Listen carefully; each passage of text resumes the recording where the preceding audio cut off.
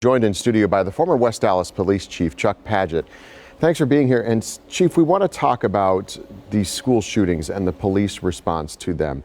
Yesterday, we learned that within, I think it was 3 minutes or so, the first officers were on scene here in Madison. And the police chief, I was looking back at my notes, one of the things he said during the community briefing was, stop the killing, stop the dying. That is what officers are trained to do when they go in. Right. That changed dramatically after Columbine occurred.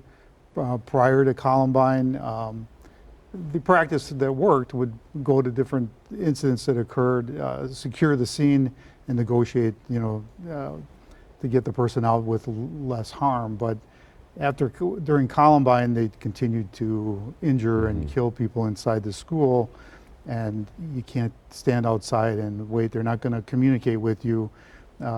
Sometimes, unfortunately, when people choose to go in and do these shootings, they don't intend to come out alive. Yeah. So negotiating with them isn't going to work.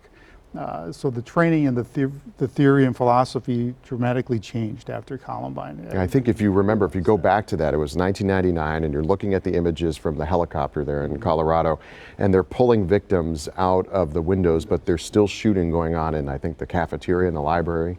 Right, and they also had like pipe bombs that they put in there.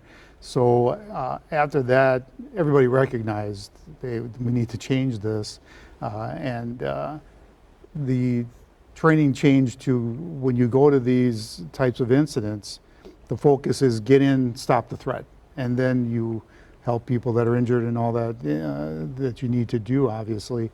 But if you don't stop the threat, more people are going to continue to be injured. You can't wait outside. So it's worked very well, and since that time, unfortunately, we've had several incidents, or a lot of incidents across the country and other parts of the world where these occur for whatever reason, and they've had to use that strategy, and it works best. That's the best thing to do. I know there was some criticism in Uvalde about not getting in quick enough, but I also want to focus on what's happening today. This investigation continues. Yesterday they had to go to the home of this shooter. I'm sure that there's a few reasons for that. Obviously, to gather information and evidence, but also they have to make sure that scene is not a secondary scene. Right.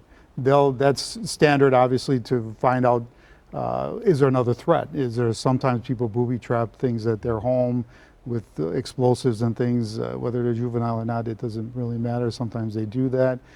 It's also information gathering. You want to see, is there anybody else involved? Is anybody else culpable or responsible for anything that happened here?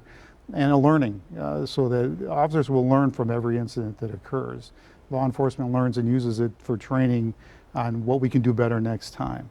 So they're gathering it for a variety of different reasons, and that's sometimes why you can't get the information as quickly as people want from law enforcement, because they need to gather everything and understand it themselves. And it's critically important not to give wrong information out, because that can cause more heartbreak and more issues for people that are already suffering from these things. All right, Chief, we appreciate you being in here today and giving us your insight here on the morning after this tragedy in Madison. We do expect to learn some more on the investigation in Madison during a news conference set for later this afternoon at 1 o'clock. We'll be streaming that on our TMJ4 News Facebook page and through our TMJ4 News app.